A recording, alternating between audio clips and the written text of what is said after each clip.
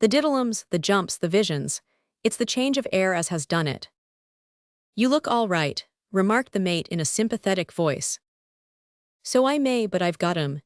It's usually rats, and sometimes cockroaches, but it's worse than that this time. As I'm a livin' man, I looked through the glass at that fishing boat astern of us, and I saw young Muster Ezra Girdlestone in it, and the old boss standin' up wi' a yachting cap at the side of his head and waving a towel. This is the smartest bout that ever I have had. I'll take some of the medicine left from my last touch and I'll turn in. He vanished down the companion, and having taken a strong dose of bromide of potassium, tumbled into his bunk, cursing loudly at his ill luck. The astonishment of Macpherson upon deck was as great as that of Captain Miggs, when, on looking through the glass, he ascertained beyond all doubt that both of his employers were in the fishing boat. He at once ordered the mainyard to be hauled back and awaited their arrival. In a few minutes the boat was alongside, a ladder thrown down, and the two Girdlestones were on the deck of their own ship. "Where's the captain?" asked the head of the firm. "He's below, sir. He's no very salubrious." The mate's love of long words rose superior to any personal emotion. "You can square the yard," said Ezra. "We are going with you." "Aye, aye, sir, square away that yard there." It swung round into position, and the Black Eagle resumed her voyage. "There is some business to be looked after in Spain," Girdlestone remarked to Macpherson. "It came up suddenly, or we should have given you notice. It was absolutely necessary that we should be there personally. It was more convenient to go in our own vessel than to wait for a passenger ship." "Where will you sleep, sir?" asked the mate. "I doubt the accommodations no very munificent." "There are 2 settees in the cabin. We can do on them very well. I think we can't do better than go down there at once, for we have had a long and tiring journey." After they had disappeared into the cabin, Macpherson trod the deck for the remainder of his watch with a grave and a thoughtful face. Like most of his countrymen, he was shrewd and long-headed. It struck him that it was a very strange thing for the 2 partners to be absent at the same time from their business. Again, where was their luggage? Grave misgivings arose in his mind as to the reason of it all. He kept them to himself, however, and contented himself with remarking to the carpenter that in all his experience he had never met with a more monumentous episode. Chapter 49. A Voyage in a Coffin Ship. The early part of the voyage of the Black Eagle was extremely fortunate. The wind came round to the eastward and wafted them steadily down channel, until on the 3rd day they saw the Isle of Ushant lying low upon the skyline. No inquisitive gunboat or lurking police launch came within sight of them, though whenever any vessel's course brought her in their direction, the heart of Ezra Girdlestone sank within him. On one occasion a small brig signaled to them, and the wretched fugitives, when they saw the flags run up, thought that all was lost. It proved, however, to be merely some trivial message, and the 2 owners breathed again. The wind fell away on the day that they cleared the channel, and the whole surface of the sea was like a great expanse of quicksilver, which shimmered in the rays of the wintry sun. There was still a considerable swell after the recent gale, and the Black Eagle lay rolling about as though she had learned habits of inebriation from her skipper.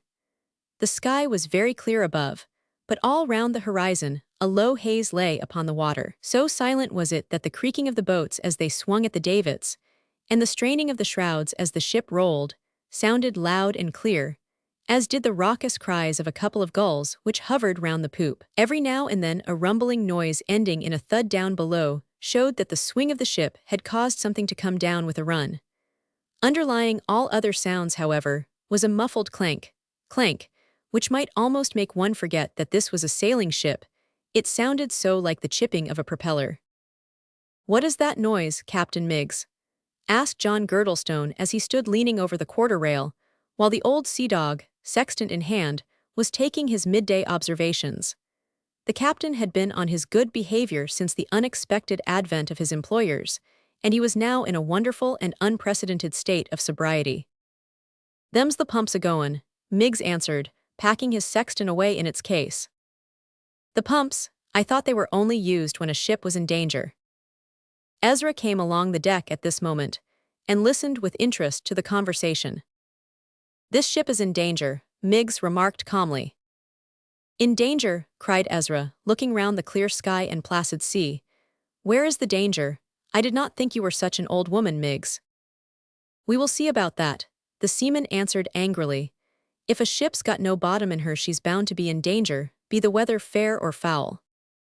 Do you mean to tell me this ship has no bottom? I mean to tell you that there are places where you could put your fingers through her seams. It's only the pumpin' that keeps her afloat. This is a pretty state of things, said Girdlestone. How is it that I have not been informed of it before? It is most dangerous. Informed, cried Miggs. Informed of it. Has there been a voyage yet that I haven't come to ye, Muster Girdlestone, and told ye I was surprised ever to find myself back in Lunnon? A year agone I told ye how this ship was, and ye laughed at me, ye did. It's only when ye find yourselves on her in the middle o' the broad sea that ye understand what it is that sailor folk have to put up wi'. Girdlestone was about to make some angry reply to this address, but his son put his hand on his arm to restrain him. It would never do to quarrel with Hamilton Miggs before they reached their port of refuge. They were too completely in his power. What the captain says has a great deal of truth in it, he remarked with a laugh. You don't realize a thing until you've had to experience it. The Black Eagle shall certainly have an overhauling next time, and we'll see if we can't give her captain an increase at the same time. Miggs gave a grunt which might be taken as expressing thanks or as signifying doubt. Perhaps there was a mixture of both in his mind. I presume, Girdlestone said, in a conciliatory voice, that there would be no real danger as long as the weather was fine. It won't be fine long, the captain answered gruffly. The glass was well under 30 when I come up, and it has fallen fast. I've been about here before at this time a year in a calm with a ground swell and a sinkin' glass. No good ever came of it. Look there at the nor'ard. What do you make o' that, Sandy? In conjunction why the descending glass, it has an ominous appearance, the Scotchman answered, with much stress on the first syllable of the adjective. The phenomenon which had attracted their professional attention did not appear to either of the Girdlestones to be a very important one. The haze on the horizon to the north was rather thicker than elsewhere, and a few thin streaky clouds straggled upwards across the clear cold heaven, like the feelers of some giant octopus which lay behind the fog bank. At the same time, the sea changed in places from the appearance of quicksilver to that of grained glass. There's the wind, Miggs said confidently. I'd furl the topgallant sails and get her staysails down, Mr. Macpherson. Whenever he gave an order he was careful to give the mate his full title, though at other times he called him indiscriminately Sandy or Mac. The mate gave the necessary commands, while Miggs dived down into the cabin. He came up again looking even graver than when he left the deck. The glass is nearly down to 28, he said. I never seed it as low since I've been at sea. Take in the mainsail, Mr. Macpherson, and have the topsails reefed down. Aye, aye, sir. There was no lack of noise now, as the men hauled at the halyards with their shrill, strange cries, which sounded like the piping of innumerable sea-birds. Half a dozen lay out on the yard above, tucking away the great sail and making all snug. Take a reef in the foresail, the mate roared, and look alive about it. Hurry up, ye swabs, Miggs bellowed. You'll be blown away, every mother's son of ye, if you don't stir yourselves.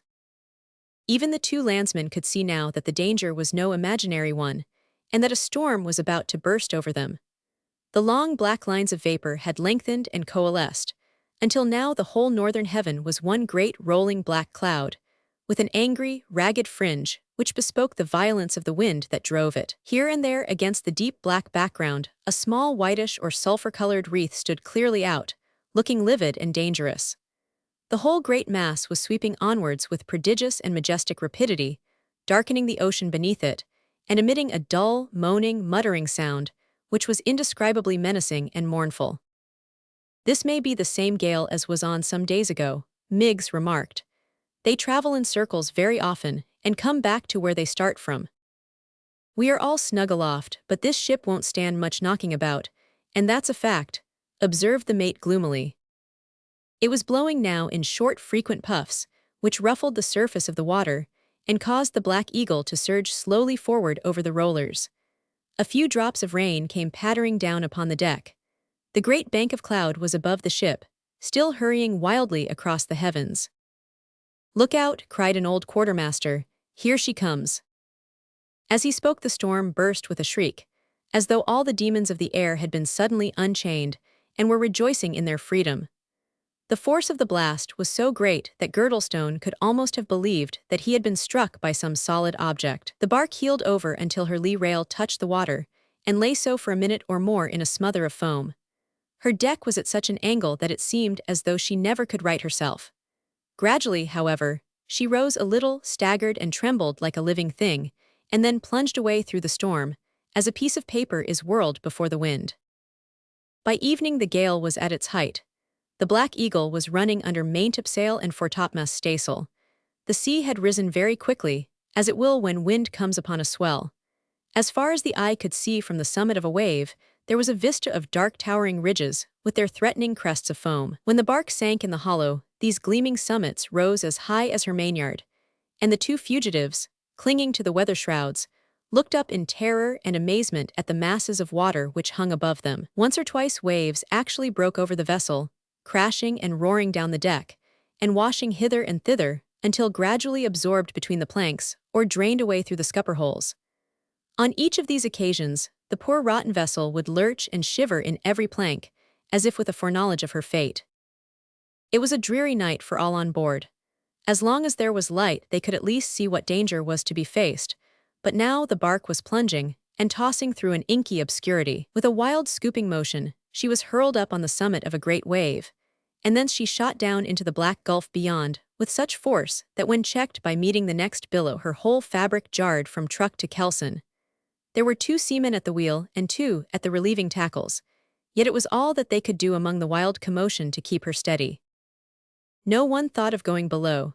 It was better to see and know the worst than to be shut up in a coffin where one could not stretch out a hand to help oneself. Once Captain Hamilton Miggs clawed his way along the rail to where the Girdlestones were standing. "Look there," he roared, pointing to windward. It was difficult to turn one's face straight to the wild rush of wind and spray and hail. Shading their eyes, they peered into the storm. Right in the heart of it, and apparently not more than a couple of 100 yards from the bark, was a lurid glare of ruddy light, rising and falling with the sea, but advancing rapidly through it. There was a bright central glowing spot, with smaller lights glimmering above and beside it. The effect of the single glare of light against the inky darkness of the sea and sky would have made a study for a Turner. "What's that?" "It's a steamer," the captain shouted. It was only by great exertions that he could make himself audible above the shrieking of the wind and the dash of the waves. "What do you think of it all?" Ezra asked. "Very bad," Miggs answered. "Couldn't be worse." And with that he clawed his way aft again, grasping every stanchion or shroud on his way, like a paraquet in a cage. The clouds above broke somewhat towards morning, but there was no sign of abatement in the tempest. Here and there through the rifts the glimmer of the stars might be seen, and once the pale moon gleamed through the storm wreath. The dawn broke cheerless and dreary, disclosing the great turmoil of endless slate-colored waves and the solitary little bark, with her rag of canvas, like a broken-winged seabird, staggering to the south. Even the Girdlestones had noticed that, whereas towards the commencement of the storm it had been a rare occurrence for a wave to break over the ship, the decks were now continually knee-deep in water, and there was a constant splashing and crashing as the seas curled over the weather bulwark.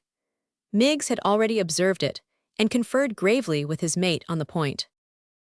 "I don't like the looks of her, Mac," he shouted. "She don't rise to them." "She's near waterlogged, I'm thinkin'," the mate responded gravely. He knew the danger, and his thoughts were wandering away to a little slate-tiled cottage near Peterhead. It is true that there was not much in it save a wife, who was said to give Sandy the rough side of her tongue, and occasionally something rougher still. Affection is a capricious emotion, however, and will cling to the most unlikely objects. So the big Scotchman's eyes were damp with something else beside the sea spray, as he realized that he might never look upon cottage or occupant again. "No wonder," said Miggs, "when she's talkin' in water above and below too. The men are weary why pumpin', and it still gains." "I doot it's our last voyage thither," the mate remarked, his Scottish accent waxing broader under the influence of emotion. "What d'ye say to heaven her to?" "I'd let her run on. She would na rise the waves, I'm fearin'. We canna be veer afa frae the Spanish coast, accordin' to my surmisation. That wad gie us a chance savin' ousels, though I'm afeard na boat would live in siccan a sea." "You're right, we have a better chance so than if we let her ride. She'd founder as sure as eggs are eggs," Damn it, Mac. I could almost be glad this has happened now we've got them two aboard. We'll teach 'em what coffin ships is like in a gale o' wind. The rough seaman laughed hoarsely as he spoke. The carpenter came aft at this moment, balancing himself as best he could, for the deck was only a few degrees off the perpendicular. The leak is gaining fast, he said. The hands are clean done up. There's land on the port bow. The mate and the captain peered out through the dense wrack and haze. A great dark cliff loomed out upon the left, jagged, inhospitable, and menacing. We'd best run towards it, the mate said. We've no chance o' saving the ship, but we might run her ashore.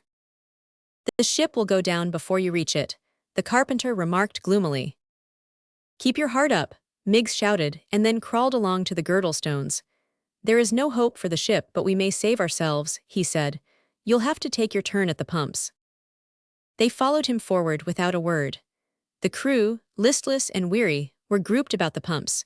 The feeble clanking sounded like the ticking of a watch amid the horrible uproar which filled the air. Buckle to again, boys, cried Miggs. These two will help you and the carpenter and mate. Ezra and his father, the old man's grizzled locks flying wildly from his head, seized the rope and worked with the crew, hardly able to retain their foothold upon the slippery sloping decks.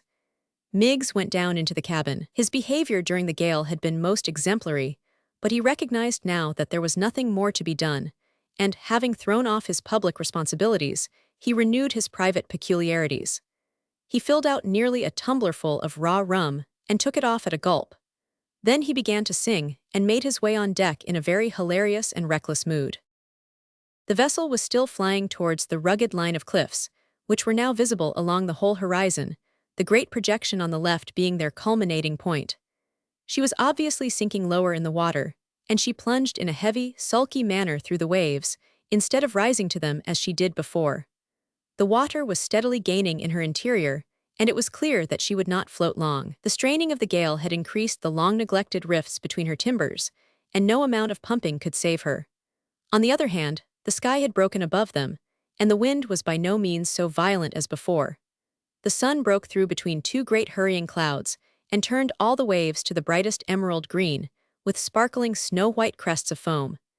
This sudden change in the brightness of the scene made their fate seem all the harder to the seamen aboard the sinking vessel. "The gale is clearin'," remarked Macpherson. "If we'd had a ship that wasna rotten to the heart, like her owners, we'd ha' pud through." "Right you are, old Sandy. But we're all goin' together, captain and owners and the whole billin'," yelled Miggs recklessly. The mate looked at him half in surprise and half in contempt. "You've been at the bottle," he said. Mun, if we are adrooned, as seems likely, it's an awfu' thing to appear before your Maker why, your miserable soul steeped in drink." "You go down and have a drink yourself," Miggs cried huskily. "Nah, if I am to die I'll die sober." "You'll die a fool," the skipper shouted wrathfully.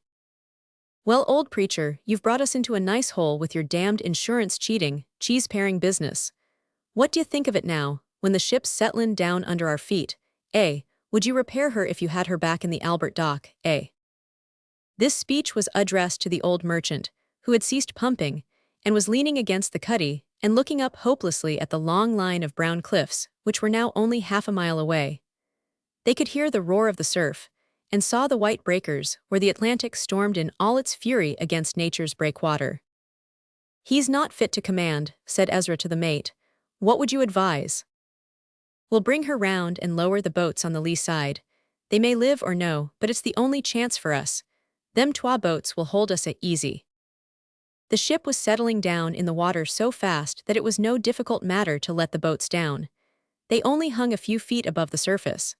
The majority of the crew got safely into the long boat, and the Girdlestones, with Miggs and 4 seamen, occupied the gig. It was no easy thing to prevent the boats from being stove, as the waves alternately drove them from the ship's side or brought the two together with a force which seemed irresistible. By skillful management, however, they both succeeded in casting off and getting clear without accident. It was only when they emerged from under the shelter of the vessel that they felt the full power of the sea.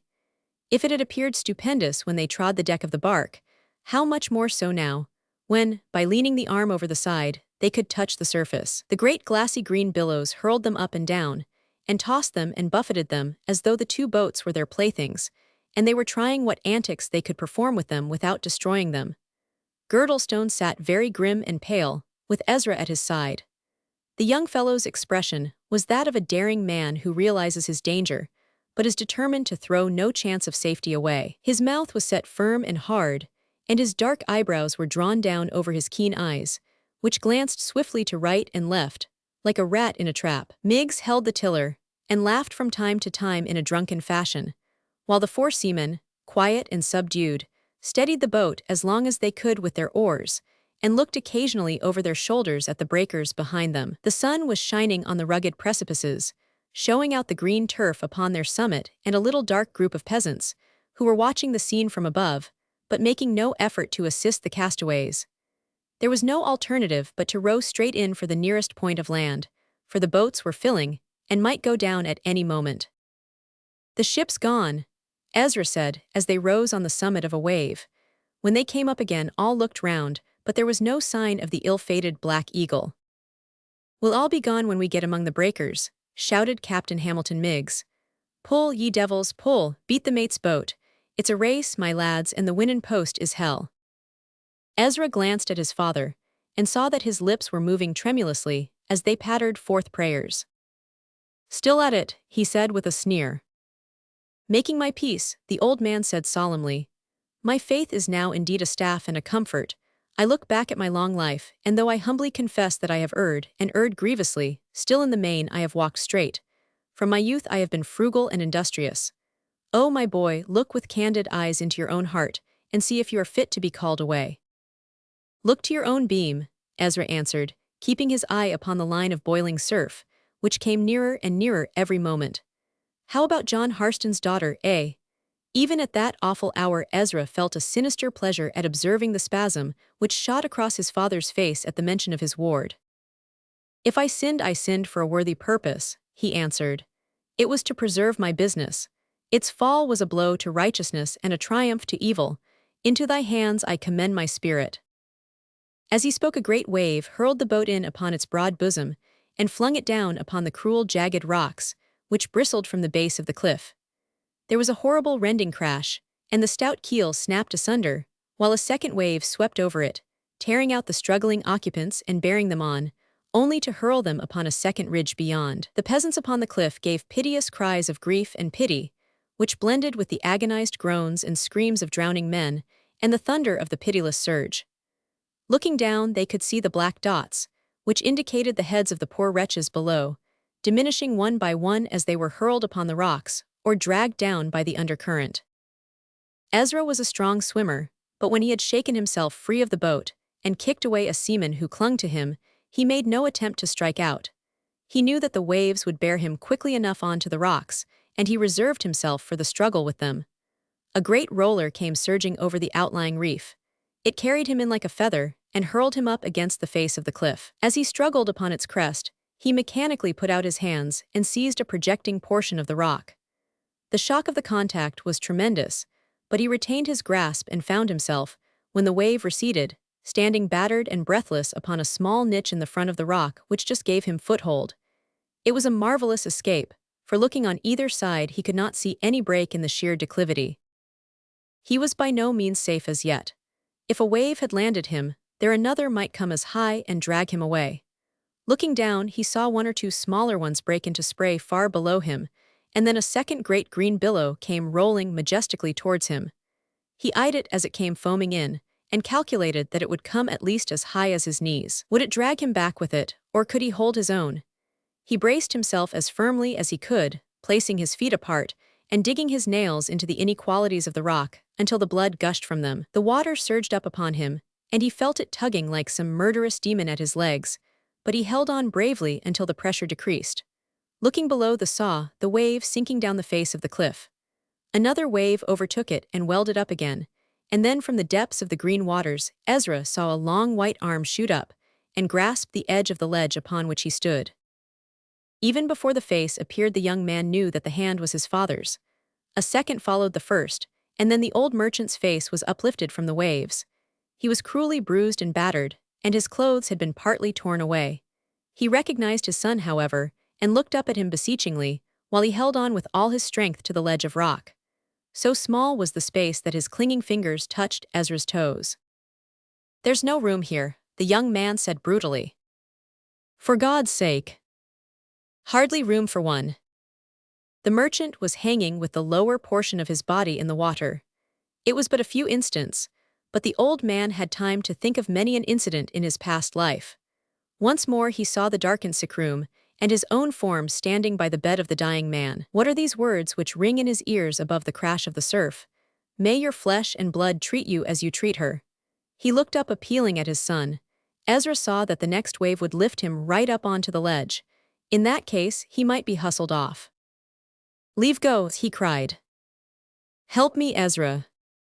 His son brought down his heavy heel upon the bloodless hands. The old African trader gave a wild shriek and fell back into the sea. Looking down, Ezra saw his despairing face gazing at him through the water. Slowly it sank until it was but a flickering white patch far down in the green depths. At the same instant, a thick rope came dangling down the face of the cliff, and the young man knew that he was saved. Chapter 50. Winds up the thread and ties two knots at the end. Great was the excitement of the worthy couple at Phillimore Gardens when Kate Harston was brought back to them. Good Mrs. Dimsdale pressed her to her ample bosom and kissed her, and scolded her, and wept over her, while the doctor was so moved that it was only by assuming an expression of portentous severity, and by bellowing and stamping about that he was able to keep himself in decent control. "And you really thought we had forgotten you, because we were insane enough to stop writing at that villain's request," he said, patting Kate's pale cheeks tenderly and kissing her.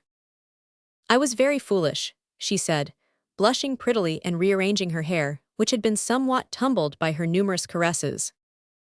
"Oh, that scoundrel, that pair of scoundrels!" roared the doctor, shaking his fist and dancing about on the hearthrug. "Pray God they may catch him before the trial comes off." The good physician's prayer was not answered in this case, for Bert was the only criminal who appeared in the dock. Our friends all went down to the Winchester Assizes to give evidence, and the navvy was duly convicted of the death of Rebecca Tailforth and condemned to death. He was executed some 3 weeks afterwards, dying as he had lived, stolid and unrepenting. There is a little unpretending church, not far from Phillimore Gardens, in which a little unpretending clergyman preaches every Sunday out of a very shabby pulpit. It lies in Castle Lane, which is a narrow byway, and the great crowd of churchgoers ebbs and flows within 100 yards of it, but none know of its existence, for it has never risen to the dignity of a spire, and the bell is so very diminutive that the average muffin man produces quite as much noise. Hence, with the exception of some few families who have chanced to find their way there, and have been so pleased with their spiritual welcome that they have returned, there is a poor and fluctuating congregation. So scanty is it that the struggling incumbent could very well weep when he has spent the week in polishing and strengthening his sermon, and then finds upon the Sunday how very scanty is the audience to whom it is to be addressed. Imagine, then, this good man's surprise when asked to publish the banns of marriage of 2 couples simultaneously, each of whom he knew to be in the upper circles of life, and when informed at the same time that the said marriages were actually to be celebrated under his own auspices and in his own church. In the fullness of his heart, he at once bought a most unwearable black bonnet with lilac flowers and red berries, which he brought in triumph to his wife, who, good woman, affected extreme delight, and afterwards cut away all the obnoxious finery and replaced it to her own taste. The scanty congregation was no less surprised when they heard that Tobias Clutterbuck, Bachleller, was about to marry Lavinia Scully, widow, and that Thomas Dimsdale, bachelor, was to do as much to Catherine Harston, spinster. They communicated the tidings to their friends, and the result was a great advertisement to the little church, so that the incumbent preached his favorite sermon upon barren fig trees to a crowded audience, and received such an offertory as had never entered into his wildest dreams. And if this was an advertisement to the Castle Lane Church, how much more so was it when the very pompous carriages came rolling up with their very pompous drivers, all of whom, being married men, had a depreciatory and wearied expression upon their faces, to show that they had done it all before, and that it was nothing new to them. Out of the one carriage there jumped a very jaunty gentleman, somewhat past the middle age and a little inclined to stoutness, but looking very healthy and rosy nevertheless. Besides him there walked a tall, tawny-bearded man, who glanced solicitously every now and again at his companion, as though he were the bottle holder at a prize fight, and feared that his man might collapse at a moment's notice. From a second carriage, there emerged an athletic, brown-faced young fellow, accompanied by a small, wizened gentleman in spotless attire, who was in such a state of nervousness that he dropped his lavender glove twice on his way up the aisle. These gentlemen grouped themselves at the end of the church, conversing in low whispers and looking exceedingly uncomfortable, as is the prerogative of the sterner sex under such circumstances. Mr. Gilray, who was Tom's best man, was introduced to Herr von Bomser, and everyone was very affable and nervous. Now there comes a rustling of drapery, and everyone turns their heads as the brides sweep up to the altar. Here is Mrs. Scully, looking quite as charming as she did 15 years ago on the last occasion when she performed the ceremony. She was dressed in a French grey gown with bonnet to match, and the neatest little bouquet in the world, for which the Major had ransacked Covent Garden. Behind her came Bonnie Kate, a very vision of loveliness in her fairy-like lace and beautiful ivory satin. Her dark lashes drooped over her violet eyes, and a slight flush tinged her cheeks, but she glided steadily into her place, and did her share in the responses when the earnest little clergyman appeared upon the scene. There was Dr. Dimmesdale too, with the brightest of smiles and snowiest of waistcoats, giving away the brides in the most open-handed fashion. His wife too was by his side in tears and purple velvet, and many other friends and relations, including the two socialists, who came at the Major's invitation, and beamed on every one out of a side pew. Then there was the signing of the registers, and such a kissing and a weeping and a distributing of fees as never was seen in Castle Lane Church before. And Mrs. Dimmesdale, as one of the witnesses, would insist upon writing her name in the space reserved for the bride, on which there were many small jokes passed and much laughter. Then the wheezy old organ struck up Mendelssohn's Wedding March, and the Major puffed out his chest and stumped down the aisle with his bride, while Tom followed with his, looking round with proud and happy eyes. The carriages rolled up. There was a slamming of doors and a cracking of whips, and two more couples had started hand in hand down the long road of life which leads, who shall say whither? The breakfast was at Phillimore Gardens, and a very glorious breakfast it was. Those who were present still talk of the manner in which the health of the brides was proposed by Dr. Dimmesdale, and of the enthusiasm with which the toast was received by the company. Also of the flowery address in which the Major returned thanks for the said toast, and the manly demeanor of the younger man as he followed suit. They speak too of many other pleasant things said and done upon that occasion. How von Bomser proposed the health of the little incumbent, and the little incumbent that of Dr. Dimmesdale, and the doctor drank to the unpronounceable Russian, who, being unable to reply, sang a revolutionary song which no one could understand. Very happy and very hearty was every one by the time that the hour came at which the carriages were ordered, when, amid a pattering of rice and a chorus of heartfelt good wishes, the happy couples drove off upon their travels. The liabilities of the firm of Girdlestone proved to be less serious than was at first imagined. After the catastrophe which had befallen the founder of the business, there was almost a panic in Fenchurch Street, but on examination it proved that though the books had been deliberately falsified for some time, yet trade had been so brisk of late that, with a little help, the firm could continue to exist. Dimmesdale threw all his money and his energy into the matter, and took Gilray into partnership, which proved to be an excellent thing for both of them. The firm of Dimmesdale and Gilray is now among the most successful and popular of all the English firms connected with the African trade. Of their captains, there is none upon whom they place greater reliance than upon Macpherson, whose boat was providentially saved from the danger which destroyed his former captain and his employer. What became of Ezra Girdlestone was never known. Some years after, Tom heard from a commercial traveler of a melancholy, broken man who haunted the low betting houses of San Francisco, and who met his death eventually in some drunken fracas. There was much about this desperado which tallied with the description of young Girdlestone, but nothing certain was ever known about the matter. And now I must bid adieu to the shadowy company with whom I have walked so long. I see them going on down the vista of the future, gathering wisdom and happiness as they go. There is the Major, as stubby-toed and pigeon-breasted as ever, broken from many of his bohemian ways, but still full of anecdote and of kindliness.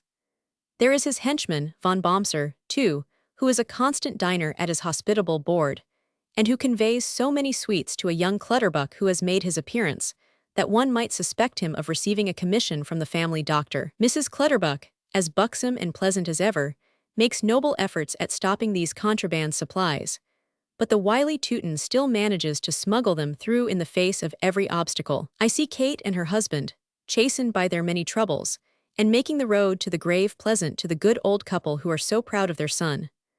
All these I watch as they pass away into the dim coming time, and I know as I shut the book that, whatever may be in store for us there, they, at least, can never in the eternal justice of things come to aught but good.